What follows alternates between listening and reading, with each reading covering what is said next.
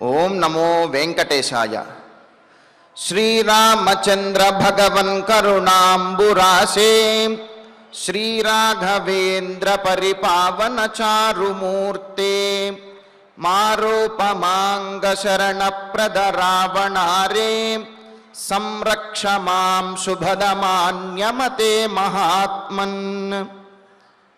మహాసుందరమైనటువంటి స్వరూపము గలవాడు, కరుణాసాగరుడు, రావణాసురుడును వధించి సమస్త లోకములకు ఆనందాన్ని చేకూర్చినటువంటి శ్రీరామచంద్రునికి నమస్కరిస్తూ, తదభిన్న స్వరూపుడైనటువంటి ఆ శ్రీనివాసుని యొక్క దయా విశేషం చేత సమస్త మానవాళికి ధర్మ తత్పరతను, సకల కార్యసిద్ధిని చేకూర్చాలన్నటువంటి సంకల్పంతో తిరుమల తిరుపతి దేవస్థానం వారు నిర్వహిస్తున్నటువంటి శ్రీమద్ రామాయణం అయోధ్యాకాండ ప్రవచన పారాయణ కార్యక్రమంలో నేటికి మనం 243వ రోజులకు ప్రవేశించాం. ఈ కార్యక్రమంలో ముందుగా అన్నమాచార్యుల వారి సంకీర్తన అయినటువంటి మెరుగు వంటిది అలమేలు మంగ అనేటటువంటి సంకీర్తనను కుమారి కోనేరు లక్ష్మీరాజ్యం గారు, అన్నమాచార్య ప్రాజెక్టు కళాకారులు వారి బృందం యొక్క సహకారంతో ఆలపిస్తారు. శ్రవణం చేద్దాం. ఓం నమో వెంకటేశాయ.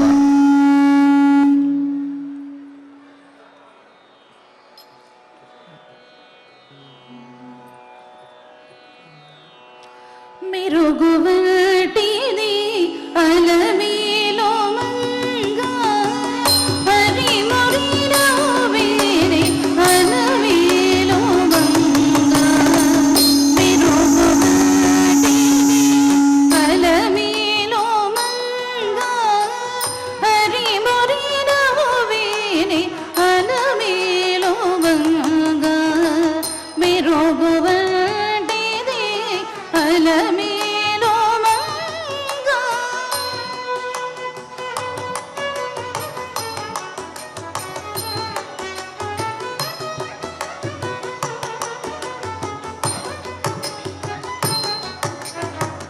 పలుచని ఎలుగున పాడి నీ మీది పాట మెలుపు కోరిమి అలమేలు మంగ.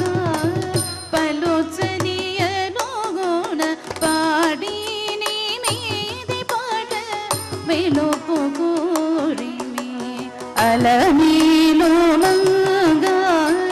చెలులతో నీ సత్తి చెప్పి చెప్పి కరగిని, చెలులతో నీ సత్తి చెప్పి చెప్పి కరగిని అలయొచ్చు సలయొచ్చు అలమేలు మంగ.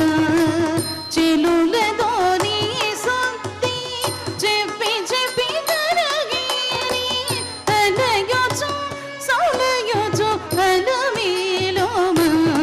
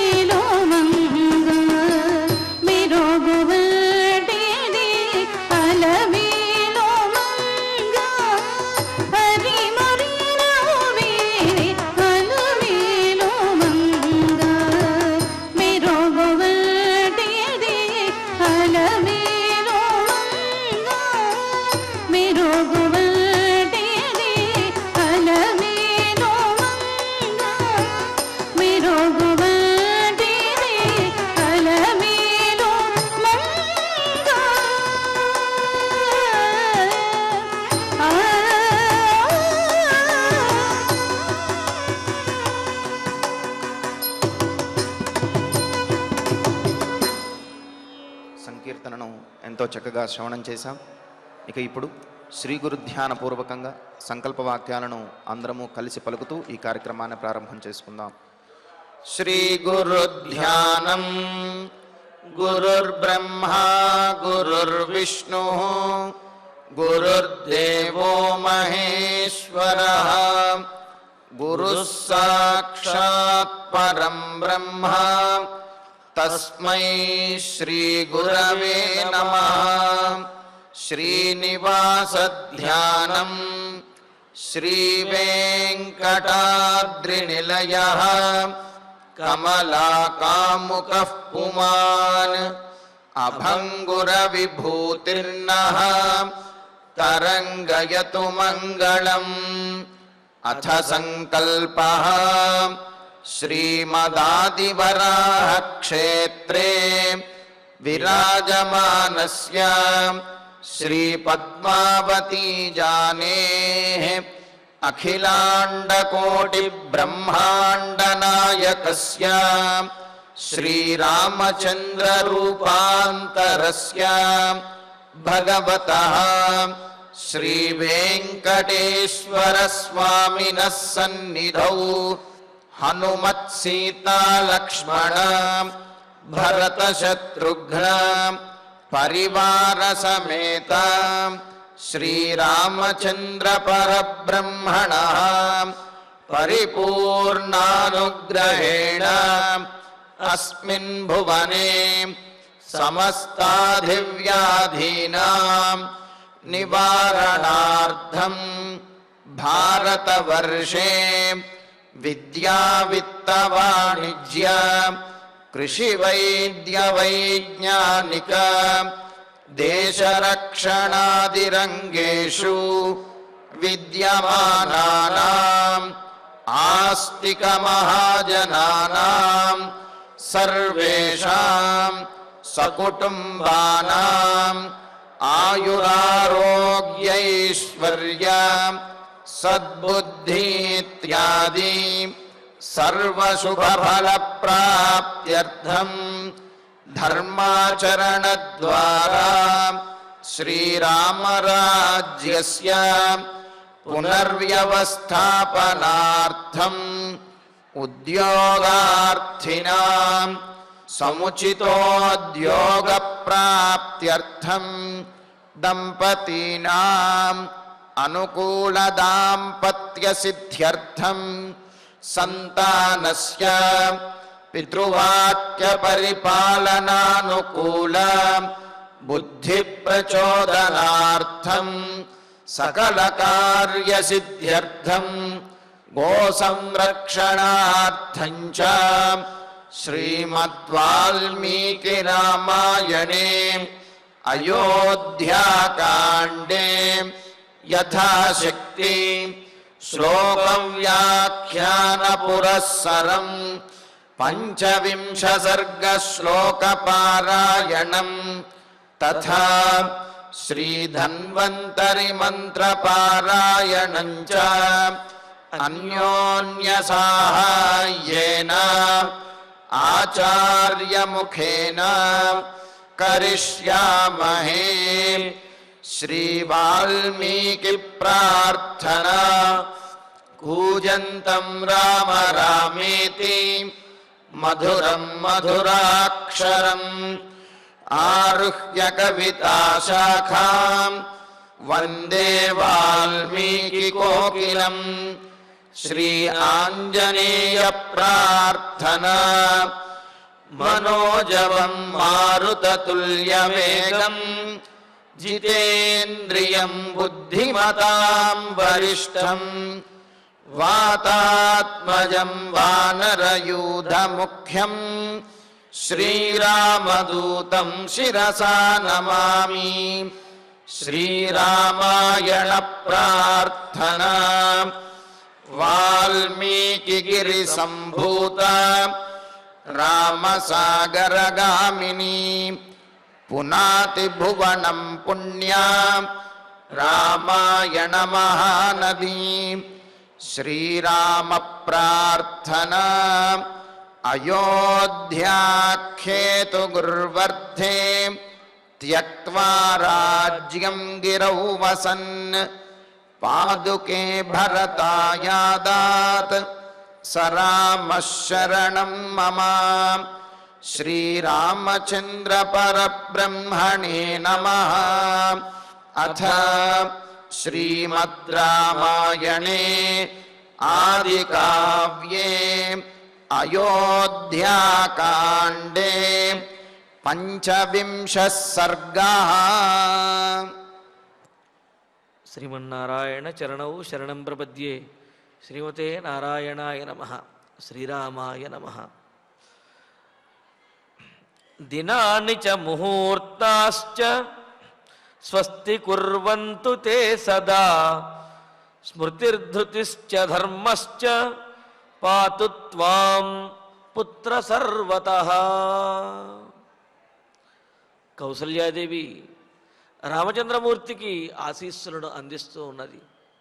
రామచంద్రమూర్తి వనవాసానికి వెళుతుంటే వనవాసంలో రాముడికి సకల దేవతలు కూడా రక్షగా ఉండాలి అని చెబుతూ కేవలము దేవతల యొక్క రక్షే కాదు, రాముడు ఆచరించినటువంటి పుణ్యకర్మల యొక్క ధర్మము యొక్క ఆ సంస్కారము యొక్క ప్రభావంతో కూడా రాముడు రక్షించబడాలి అని చెప్పి ఆశీస్సులను అందిస్తూ ఇక్కడ దినాని చ ముహూర్తాశ్చ స్వస్తి కుర్వంతు తే సదా అని అంటూ, దినములు అంటే పగలు, అలాగే ముహూర్తాశ్చ ఇంతకు ముందు శ్లోకంలో మనం క్షపాహ అంటే రాత్రులు, రాత్రి దేవతలందరూ కూడా రాముణ్ణి కాపాడాలి అని చెప్పి అని, ఆ తర్వాత పగలి అంటే దినాని పగటిపూట దేవతలు ఎవరైతే ఉంటారో వాళ్ళందరూ కూడా ముహూర్తాశ్చ ముహూర్తములన్నీ కూడా అని అన్నారు.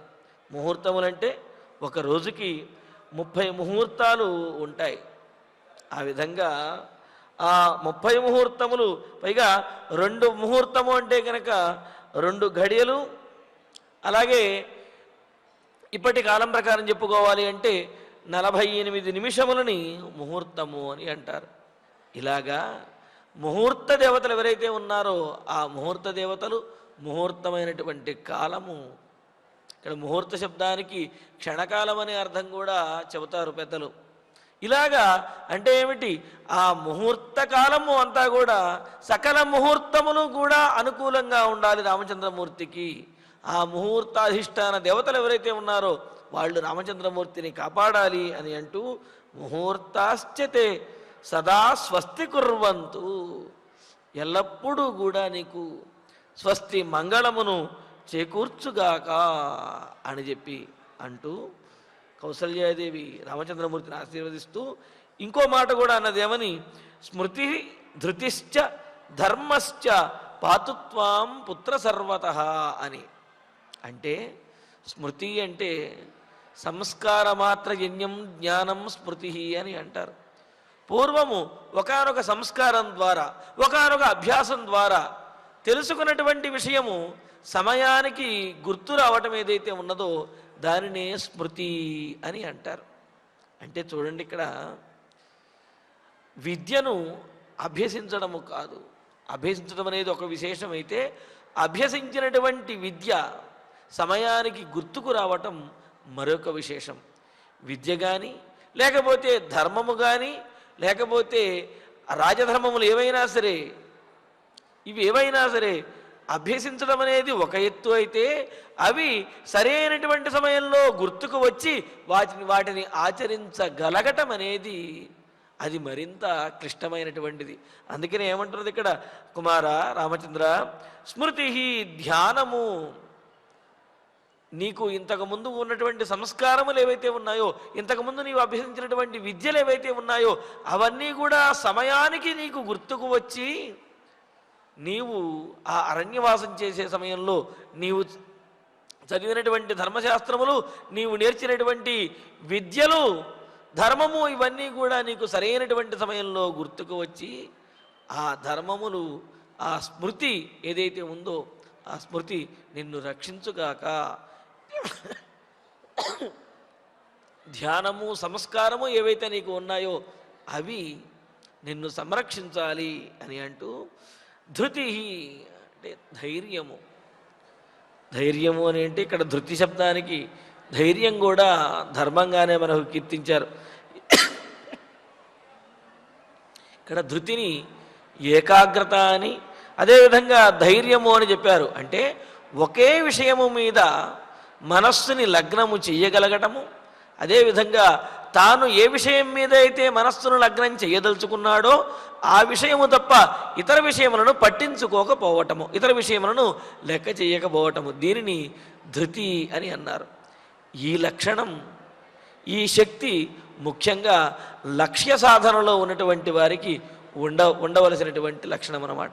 ఎందుకంటే ఏదైనా ఒక లక్ష్యాన్ని సాధించడానికి బయలుదేరినప్పుడు మనకు విఘ్నములుగాను మనల్ని మభ్యపెట్టే విషయాలు అనేకమైనవి మనకు గోచరిస్తూ ఉంటాయి. ఆ గోచరించే విషయాలను పట్టించుకోకుండా మనం ఏ విషయం మీద అయితే మనం ప్రయాణిస్తున్నామో, దేనికోసమైతే మనం ప్రయత్నించడానికి లక్ష్యంగా పెట్టుకున్నామో దాని మీదే దృష్టిని పెట్టాలి తప్ప ఇతరములైనటువంటి వాటిని గురించి ఆలోచించకూడదు. ఉదాహరణకి ఏదో దూర ప్రాంతానికి వెళ్ళి చదువుకోవడానికి విద్యార్థులు అక్కడికి వెళ్ళి ఛాత్రావాసంలో ఉంటున్నారనుకోండి. వాళ్ళు అక్కడికి వెళ్ళినటువంటి దూర ప్రాంత తల్లిదండ్రులను విడిచిపెట్టి అంత దూరానికి వెళ్ళడానికి లక్ష్యం ఏమిటి అంటే వాళ్ళు బాగా చదువుకోవటం అనేది లక్ష్యం. తల్లిదండ్రులు దూరంగా పంపించడం కూడా వీరి లక్ష్యం కూడా ఆ పిల్లలు బాగా చదువుకుని వృద్ధిలోకి రావాలి అనేది లక్ష్యం. అలా వెళ్ళినటువంటి పిల్లలు అక్కడ ఆ ఛాత్రావాసంలో ఉండి చక్కగా చదువుకుని బాగా గొప్ప పేరు తెచ్చుకుని వృద్ధిలోకి వస్తే వారు లక్ష్య సాధన చేసినట్టు అవుతుంది. కానీ అలా తల్లిదండ్రులకు దూరంగా ఉన్నటువంటి ఆ విద్యార్థులు మన మీద ఇప్పుడు మనల్ని శాసించేవారు ఎవరూ లేరు, మనకిప్పుడు అడ్డు లేదు అనే ఉద్దేశంతో ఇతరములైనటువంటి వ్యవహారముల మీద వ్యామోహంతో వ్యసనములకు బానిసలై అనవసరమైనటువంటి విషయముల యందు ఆసక్తిని కనుక పొందినట్లయితే, వాటికి లోబడినట్లయితే లక్ష్యం చెదిరిపోతుంది. వచ్చినటువంటి ఏ పని మీద అయితే అంత దూరం వచ్చారో, ఏ లక్ష్యం కోసమైతే తల్లిదండ్రులు వీరిని దూరంగా పంపించారో ఆ లక్ష్యమే నాశనం అవుతుంది, తద్వారా జీవితమే నాశనమైపోతుంది. కావున ఏ లక్ష్యం కోసమైతే బయలుదేరాడో ఆ లక్ష్యాన్ని స్థిరంగా మనసులో ఉంచుకోగలగడం అనేది లక్ష్య సాధకుని యొక్క లక్షణం.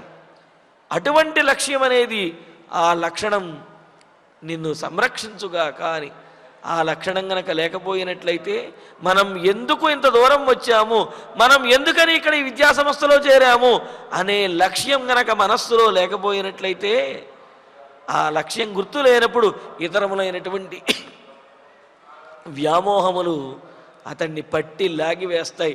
ముఖ్యంగా ఇంద్రియములు అవి అదుపు తప్పినటువంటి గుర్రములలాగా ఇంద్రియములు లాగిపడేస్తూ ఉంటాయి. అటువంటి సందర్భంలో మనస్సు అనే పగ్గముతోటి ఒడిసి పట్టుకుని వాటిని సరైనటువంటి మార్గంలో కనుక ఉంచగలిగినట్లయితే లక్ష్య సాధన వైపు, తాము అనుకున్నటువంటి కార్యాన్ని సాధించే వైపుగా ప్రయాణించగలుగుతారు. అలా కాకుండా ఆ లక్ష్యాన్ని మర్చిపోయి ఇతరమైనటువంటి విషయముల మీద కనుక వ్యామోహాన్ని పెంచుకున్నట్టయితే లక్ష్యం నుండి దూరం అయిపోతాడు, జీవితం వ్యర్థమైపోతుంది.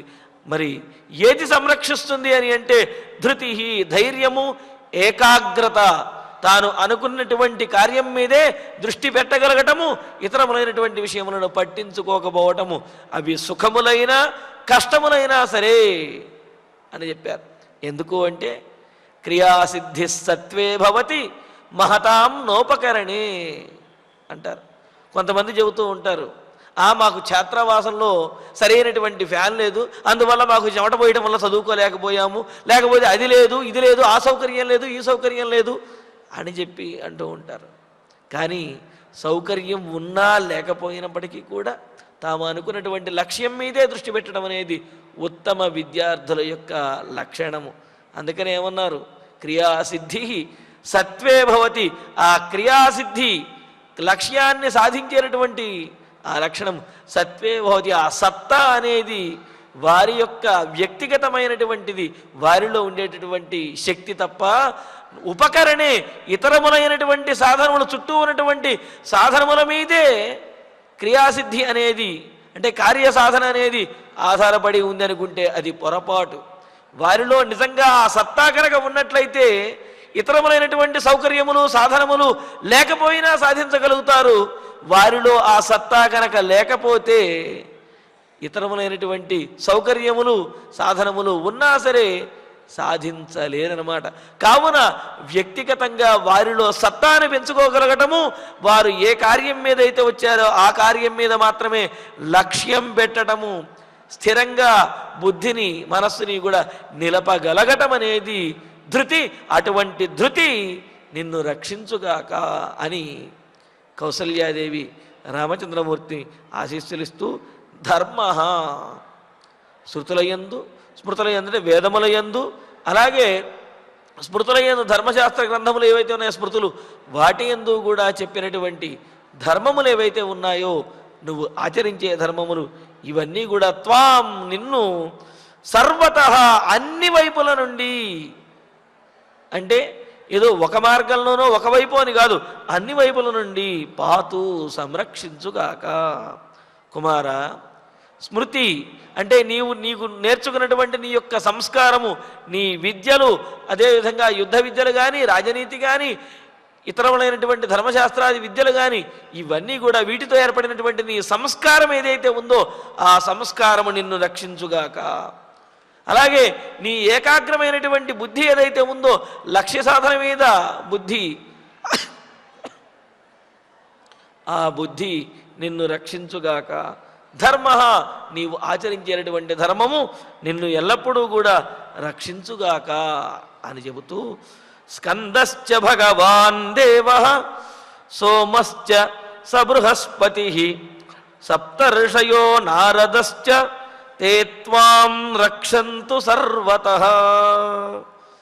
స్కంద అని మొదలుపెట్టి మరి విశేషమైనటువంటి దేవతలు ఎవరైతే ఉన్నారో వారందరూ కూడా నేను రక్షించాలి అని అంటూ, నాయన భగవాన్ భగవంతుడైనటువంటి, దేవ దేవుడైనటువంటి, అంటే దేవో దానాత్ దీపనాత్ ద్యోతనాత్ ద్యుస్థానో భవతీతివా అని చెప్పినట్లుగా దేవుడు అంటే ఇచ్చేటటువంటి వాడు, అదేవిధంగా ప్రకాశింపజేసేటటువంటి వాడు, స్వర్గంలో ఉండేటటువంటి వాడు, ఇలాగ అనేక రకాలైనటువంటి అర్థాలు చెప్పాడు. ఇన్ని లక్షణములు కలిగినటువంటి వాడైన స్కంద, స్కందుడు నిన్ను రక్షించుగాక అనేది. ఎవరండి స్కందుడు అంటే పరమేశ్వరుని యొక్క కుమారుడైన కుమారస్వామి, అంటే దేవగణములకు దేవసేనాధిపతి అయినటువంటి కుమారస్వామి అని అర్థము. ఇక్కడ స్కంద శబ్దానికి మరి ఒక అర్థం కూడా ఉన్నది. దహర విద్యలో తం స్కంద ఇత్యాచక్షతే అని అన్నారు. అక్కడ స్కంద శబ్దానికి సనత్కుమారుడు అనే అర్థం చెప్పారు. సనత్ ఎల్లప్పుడూ కూడా కుమార బాల్యావస్థలోనే ఉండేటటువంటి వాడు, కావున సనత్కుమారుడు వారు బ్రహ్మమానస పుత్రులు అని చెప్పి అంటారు.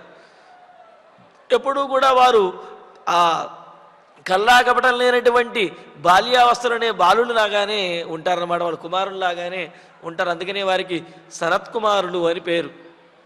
వారు ఎవరు అని అంటే మహావిష్ణువు యొక్క స్వరూపంగానే మనకు భాగవతంలో మహావిష్ణువు యొక్క విభవ అవతార విశేషాలను తెలియజేసే సందర్భంలో భాగవతంలో మనకు తెలియజేశారు. ఆ విధంగా విష్ణువు యొక్క స్వరూపమైనటువంటి ఆ సనత్కుమారుడే స్కందుడు అని అన్నారు. మరి విష్ణు సహస్రనామంలో కూడా స్కంద స్కందధరోధుర్య వరదో వాయువాహన అని చెప్పి మనం విష్ణు సహస్రనామాల్లో కూడా చదువుకున్నాం కదా. కావున స్కందుడు అంటే మహావిష్ణువు అని అర్థము. ఈ విధంగా స్కంద శబ్దానికి భగవాన్ దేవ స్కంద, భగవంతుడు దేవుడు అయినటువంటి స్కందుడు. భగవంతుడు అంటే షడ్గుణోపేతుడు అని చెప్పి అర్థము.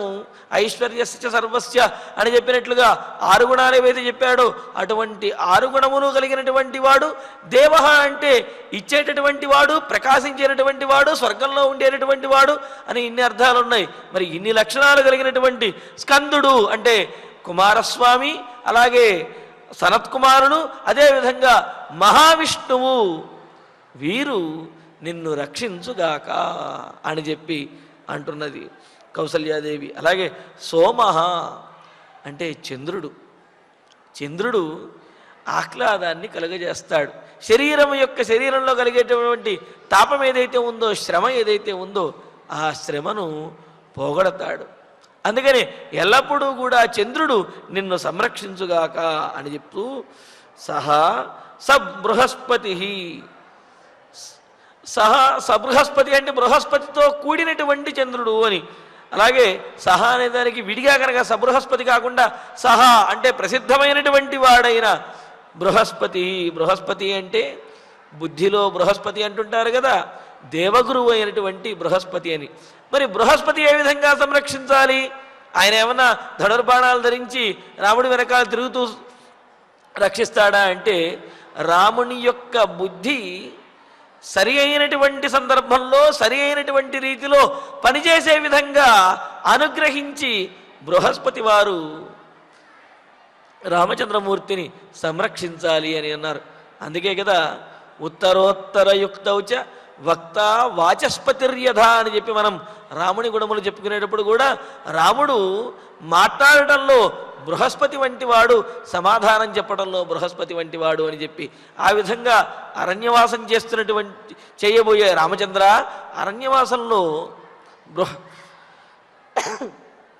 బృహస్పతి నీ వాక్కు యందు నీ బుద్ధి యందు కూడా బుద్ధి యందు కూడా కొలువు తీరి ఉండి నిన్ను సరి అయినటువంటి మార్గంలో నడిపిస్తూ సమయానికి సరి అయినటువంటి నిర్ణయము తీసుకునేటువంటి బుద్ధిని అనుగ్రహించుగాక అని అంటూ సోమశ్చ స బృహస్పతి, బృహస్పతి అదేవిధంగా ఇంద్రుడు కూడా అనుగ్రహించాలి అని. అలాగే ఇంద్రుడు సబృహస్పతి, బృహస్పతితో కూడినటువంటి సోమ త్వాం పాతు, బృహస్పతితో అంటే దేవగురు అయినటువంటి బృహస్పతితో కూడినటువంటి చంద్రుడు నిన్ను రక్షించుగాక అని అంటూ సప్త ఋషయ, 7 ఋషులు నిన్ను రక్షించాలి అని. ఏమిటి 7 ఋషులు రక్షించడము అంటే, ఋషులు అంటే అతీంద్రియ ద్రష్టలు అని అంటారు. ఋషతి పశ్యతి అని చెబుతూ ఋషులు అంటే భవిష్యత్తులో జరగబోయేటటువంటి దాన్ని కూడా చూడగలిగినటువంటి వారు, తెలుసుకోగలిగినటువంటి వారు, వారిని ఋషులు అంటారు. మరి ఆ ఋషులు నిన్ను అటువంటి సప్త ఋషులు ఎవరైతే ఉన్నారో ప్రసిద్ధి చెందినటువంటి వారు, వాళ్ళు నారద, ఎల్లవేళలా నారాయణ మంత్రాన్ని జపిస్తూ లోక కళ్యాణాన్ని కోరుకున్నటువంటి నారద మహర్షి నిన్ను రక్షించుగాక. తే వీళ్ళందరూ కూడా త్వాం సర్వతః రక్షంతు, నిన్ను సర్వతః సర్వకాల సర్వావస్థల యందు అన్ని వైపుల నుండి కూడా నిన్ను సంరక్షించాలి అని. మరి సప్తఋషులు ఎవరు అంటే కశ్యపోత్రిర్ భరద్వాజ, విశ్వామిత్రోధ గౌతమ, వశిష్ఠో జమదగ్నిశ్చ, సప్తైతే ఋషయస్తథా అని చెబుతూ కశ్యపుడు, అత్రి, భరద్వాజుడు, విశ్వామిత్రుడు, గౌతముడు, వశిష్ఠుడు, జమదగ్ని, వీళ్ళందరూ కూడా ఈ 7 కూడా సప్తఋషులు అని చెప్పారు. మరి అటువంటి సప్తఋషులు, ఋషులలో గొప్పవారిగా కీర్తించబడినటువంటి వాళ్ళు, అతీంద్రియ ద్రష్టలు అయినటువంటి సప్తఋషులు నిన్ను సంరక్షిస్తూ నీకు ఇంద్రియ నిగ్రహమును కలగజేస్తూ నీకు శుభమును చేకూర్చెదరుగాక అని కౌసల్యాదేవి రామచంద్రమూర్తిని ఆశీర్వదిస్తూ యాశ్చాపి సర్వససిద్ధా దిశశ్చ సదిగీశ్వరా స్తుతామయా వనే తస్మిన్ పాంతు త్వాం పుత్ర నిత్యశః. ఇంతేకాదు నాయన, ఆ అరణ్యవాసంలో నీవు ఏ దిక్కుకు ప్రయాణించినప్పటికీ, ఏ దిక్కుకు వెళ్ళినప్పటికీ కూడా పుత్ర, కుమార, సర్వతః అంతటా కూడా సిద్ధా సదిగీశ్వరా, సిద్ధా ప్రసిద్ధమైనటువంటి వారు. ఎందుకు అంటే ప్రతి దిక్కుకి కూడా ఒక్కొక్క అధిదేవతలను చెప్పారు కదా, కావున ఆ విధంగా దిక్కులకు ప్రసిద్ధి అయినటువంటి వారు సదిగీశ్వర, దిక్పాలకులతో కూడినటువంటి యాహ దిశ, ఏ దిక్కులైతే ఉన్నాయో అధిష్టాన దేవతలైనటువంటి దిక్పాలకులతో ఆ దిక్కులని పరిపాలించేటటువంటి దేవతలతో కూడిన ఏ దిక్కులైతే ఉన్నాయో ఆ దిక్కులు మయాస్తుతా, నా చేత కీర్తించబడినటువంటివై. నీవు కీర్తించక్కర్లా, నీ బదులు తల్లినైనటువంటి నేను ఆ దిగ్దేవతలందరినీ కూడా, దిక్పాలకులందరినీ కూడా కీర్తిస్తాను.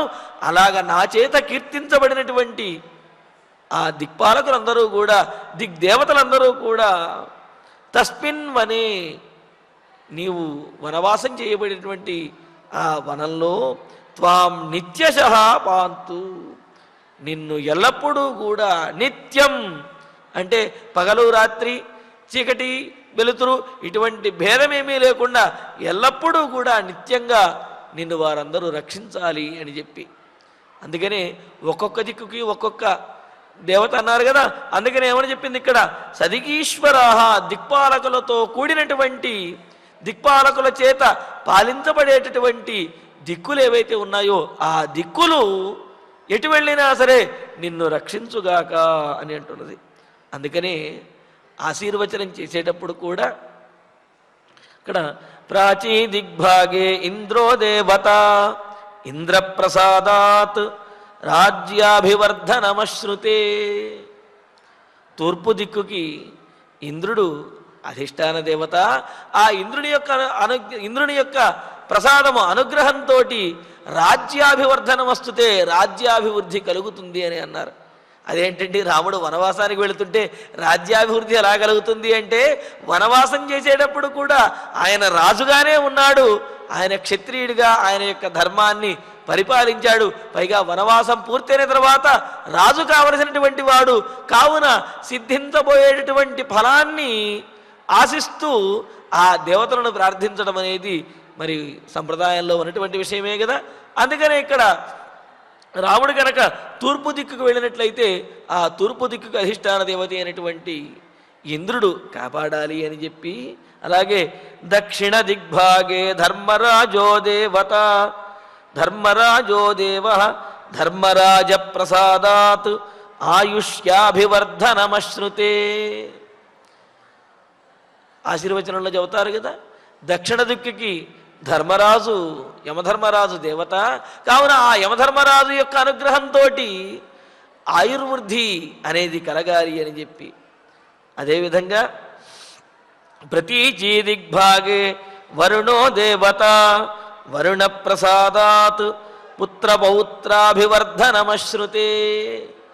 పశ్చిమ దిక్కుకి వరుణుడు అధిష్టాన దేవత. మరి ఆ వరుణుడి యొక్క అనుగ్రహంతో పుత్రపౌత్రాభివృద్ధి అనేది కలుగుతుంది అని అన్నారు. మరి రామచంద్రుడికి కూడా అటువంటి వృద్ధి కలగాలి కదా.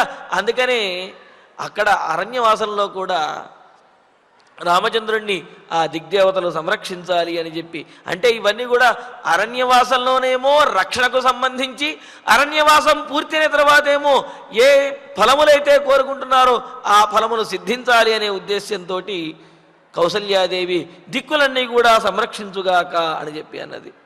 మరి ఉత్తర దిక్కుకి ఉదీచి దిగ్భాగే కుబేరో దేవత కుబేర ప్రసాదాత్ ధనధాన్యాభివర్ధనమశ్నుతే. ఉత్తర దిక్కుకి కుబేరుడు అధిష్టాన దేవత.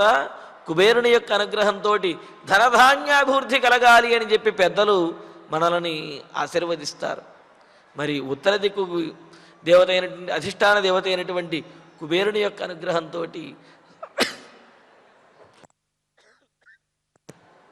సంపదలు అన్నీ కూడా సిద్ధించాలి అని చెప్పి ఆశీర్వదిస్తూ సర్వదిగ్భాగే బ్రాహ్మణో దేవత బ్రాహ్మణ ప్రసాదాత్ సకల సామ్రాజ్యాభివర్ధనమశ్నుతే.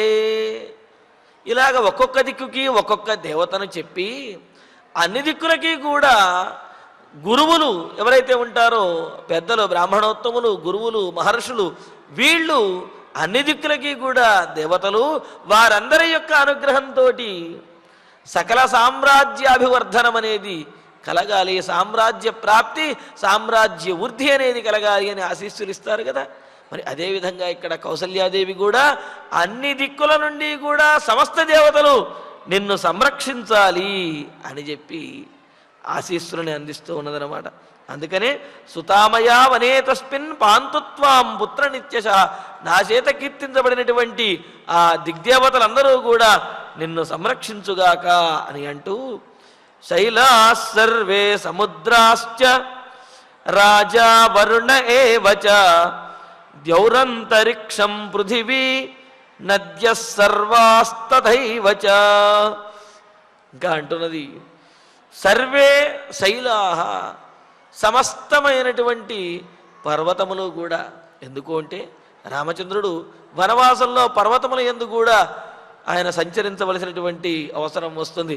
అందుకనే సమస్తమైనటువంటి శైలాహ, పర్వతములన్నీ కూడా, ఆ దిక్కుల వద్ద ఉన్నటువంటి పర్వతములన్నీ కూడా కులపర్వతములు అని అంటారు.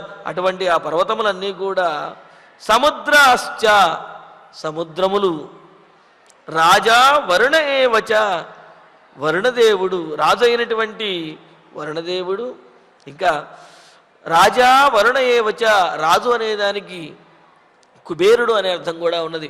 కావున కుబేరుడు, అలాగే వరుణదేవుడు, ద్యౌ, ద్యౌహు అంటే స్వర్గము, సురలోకోద్యో దివౌ ఇలా చెప్పినట్టుగా మన అమరకోశంలో చెప్పినట్లుగా ద్యౌహు అంటే స్వర్గమును, అంతరిక్షం పృథివీం సర్వాం సద్యహచ అంటే స్వర్గమును, అంతరిక్షమును, ఈ భూమండలాన్ని పరిపాలించేటటువంటి వారు ఎవరైతే ఉన్నారో వారందరూ కూడా స్వర్గము, భూమండలము, అంతరిక్షము ఇవన్నీ కూడా, వీటితో పాటుగా సర్వాహ సద్య నద్య, సమస్తమైనటువంటి నదులు, నద్య అంటే నదులు కూడా నిన్ను రక్షించుగా. కానీ అదేమిటంటే నదులు రక్షించడం ఏమిటి అని సందేహం కలుగుతుంది. నదులు ప్రవహిస్తూ ఉండే సందర్భంలో అవి అనుష్ఠానం చేసుకోవటానికి, స్నానం చేసుకోవటానికి ఏ విధంగా అయితే అనుకూలంగా ఉంటాయో అదేవిధంగా ప్రమాదం సంభవించడానికి కూడా అవకాశం అనేది నదులలో ఉన్నది. అందుకనే అంటారు నదీనాం శస్త్రపాణినాం నఖినాం శృంగిణాం తథా విశ్వాసో నైవ కర్తవ్య స్త్రీషు రాజకులేషు చ అని చెబుతారు. నదులను, శస్త్రము ధరించినటువంటి వారిని, గోళ్ళు కలిగినటువంటి వారిని, కొమ్ములు కలిగినటువంటి వారిని, వీరిని ఎవరిని కూడా నమ్మకూడదు. ఎందుకు అంటే అవి ఎప్పుడు ఏ సందర్భంలో ఎలా ఉంటాయనేది తెలియదు అన్నారు. ఉదాహరణకి నదిని తీసుకున్నట్లయితే మేము రోజు వెళ్ళి స్నానం చేసే నదేనండి అని చెప్పి అజాగ్రత్తగా కనుక తిరిగినట్లయితే నిన్న అక్కడ పెద్ద గుంటో గొయ్యో ఉండకపోవచ్చు, కానీ ప్రవాహం వల్ల ఆ రోజు కనుక పెద్ద గుంట కనుక ఏర్పడి ఉంటే దాంట్లో పడి కొట్టుకుపోయేటువంటి ప్రమాదం ఉన్నది. కావున నదిలోకి దిగుతున్నప్పుడు, నదిలో వెళుతున్నప్పుడు చాలా జాగ్రత్తగా ఉండాలి అని అన్నారు. అందుకని నదులను నమ్మకూడదు అని అంటారు. జాగ్రత్త కోసం చెప్పేటటువంటి మాట ఇది. మరి ఇక్కడ కౌసల్యాదేవి అంటున్నది సర్వాహ నద్యశ్చ, నదులు కూడా అంటే నదిలో కనుక నీవు దిగి వెళ్ళవలసినటువంటి స్థితి వస్తే ఆ నదులు నీకు ఏమాత్రము అపాయాన్ని కలుగజేయకుండా నీ మార్గాన్ని సుగమం చేయుగాక అని చెప్పి, మరి సముద్రాశ్చ అని అన్నది చూడండి. నీవు సముద్రంలోకి వెళ్ళవలసి వచ్చినట్లయితే ఆ సముద్రుడు కూడా నిన్ను అనుకూలించుగాక అన్నది. సముద్రుడు అనుకూలించాడు కదా, అందువలనే కదా రామచంద్రమూర్తి సేతువుని సేతువుని కట్టగలిగాడు వానరుల యొక్క సహాయంతో. ఒక సందర్భంలో రామచంద్రమూర్తిని చూచినటువంటి సముద్రుడు ఉత్తుంగ తరంగములతోటి ఎగిసిపడుతూ ఉంటే రాముడు బాణమును ఎక్కుబెట్టాడు. బాణమును ఎక్కుబెట్టిన వెంటనే సముద్రుడు వచ్చేసి అనుకూలంగా మారిపోయాడు. మరి అది అలాగా సముద్రుడు యుద్ధకాండలో అక్కడ రాముడికి అనుకూలంగా మారటానికి కూడా ఒక కారణము ఈ కౌసల్యాదేవి చేసినటువంటి ఆశీర్వచనము అని మనం చెప్పవచ్చు. అందుకని ఇక్కడ సముద్రాశ్చ, సముద్రములు కూడా నీకు అనుకూలంగా ఉంటూ నిన్ను రక్షించాలి అని అంటూ సర్వాహ నద్య, నదులన్నీను, అలాగే తథైవ సర్వాణి నక్షత్రాణి ఆ తర్వాత శ్లోకంలో చెబుతున్నారు. నక్షత్రాణి చ సర్వాణి గ్రహాశ్చ సహ దేవతా అహోరాత్రే తథా సంధ్యే పాంతు త్వాం వనమాశ్రితం. అదేవిధంగా సర్వాణి నక్షత్రాణి, సమస్తమైనటువంటి నక్షత్రములు వాటి యొక్క అధిష్టాన దేవతలు, సహదేవత అదే చెబుతున్నారు.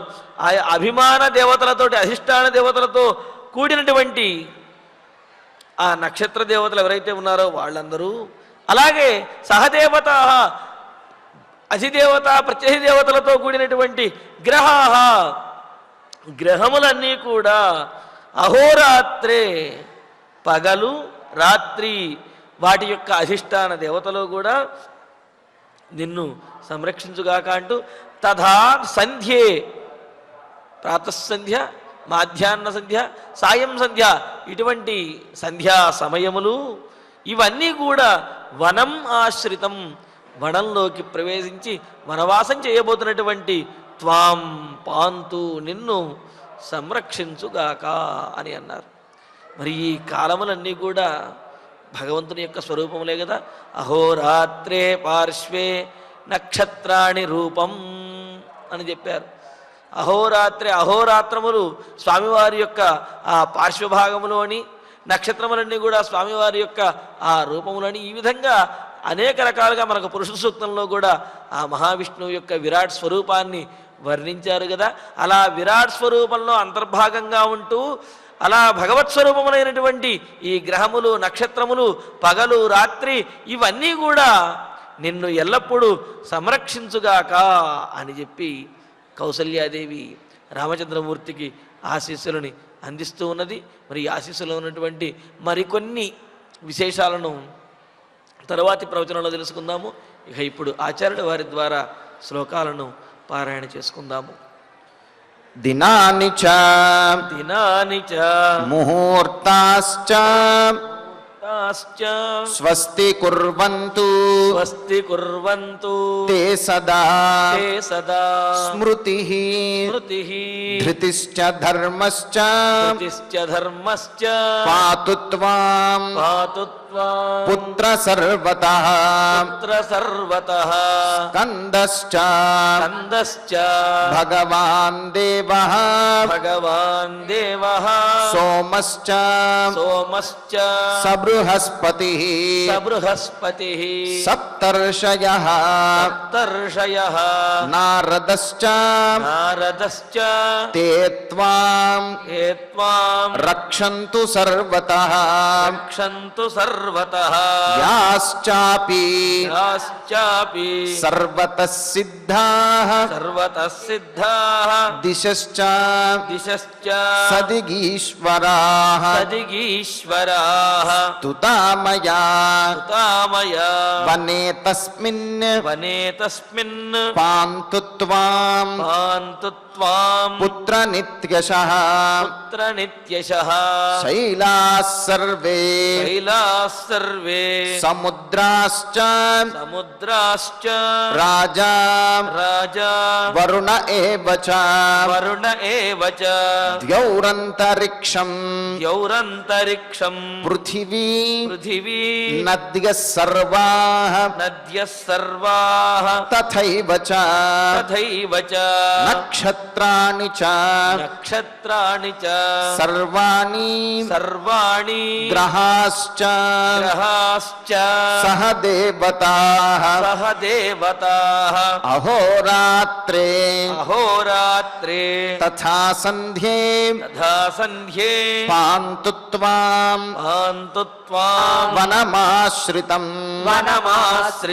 ఇత్యార్షే శ్రీమద్ రామాయణే ఆదికావ్యే అయోధ్యాకాండే పంచవింశే సర్గే పంచశ్లోకాః. ఫలశ్రుతి నుండి మంగళాంతం వరకు అందరము కలిసి పఠిద్దాం. ఫలశ్రుతి ఆయుష్యమారోగ్యకరం యశస్యం సౌభ్రాతృకం బుద్ధికరం సుఖం చ శ్రోతవ్యమేతన్నియమేన సద్భిః ఆఖ్యానమోజస్కరమృద్ధికామైః శ్రీరామచంద్ర పరబ్రహ్మణే నమః.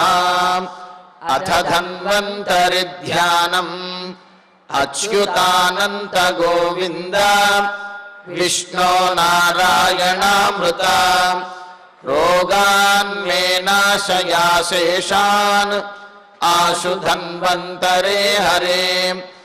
ఆరోగ్యం దీర్ఘమాయుష్యం బలం తేజోధియం శ్రియం स्वभक्तेभ्योऽनुगृह्णन्तम् वन्दे धन्वन्तरिं हरिं धन्वन्तरेरिमं श्लोकं भक्त्या नित्यं पठन्ति ये अनारोग्यं न तेषां स्यात् सुखं जीवन्ति ते चिरम् ॐ नमो भगवते वासुदेवाय धन्वन्तरये अमृतकलशहस्ताय वज्रजलौकहस्ताय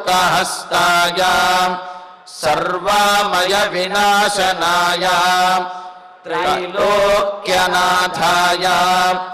महाविष्णवे स्वाहा ॐ वासुदेवाय विद्महे सुधाहस्ताय धीमहि तन्नो धन्वन्तरिः प्रचोदयात् अथ नवग्रह प्रार्थना आरोग्यं पद्मबन्धुर्वितरतु नितरां सम्पदं शीतरश्मिः भूलाभं भूमिपुत्रः सकलगुणयुतां वाग्विभूतिं च सौम्यः सौभाग्यं देवमन्त्रीं रिपुभयशमनं भार्गवः शौर्यमार्किः दीर्घायुः सैंहिकेयः विपुलतरयशः केतुः आचन्द्रतारम्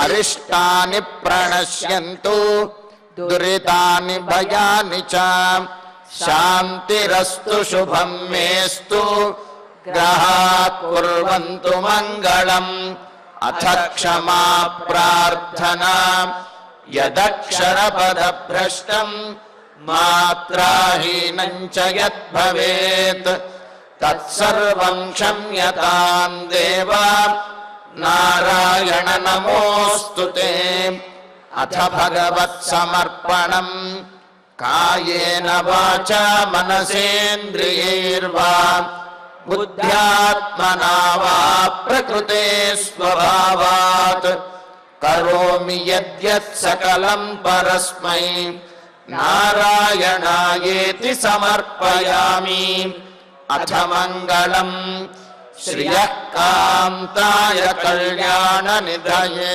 निधयेऽर्थिनाम् श्रीवेङ्कटनिवासाय श्रीनिवासाय मङ्गलम्।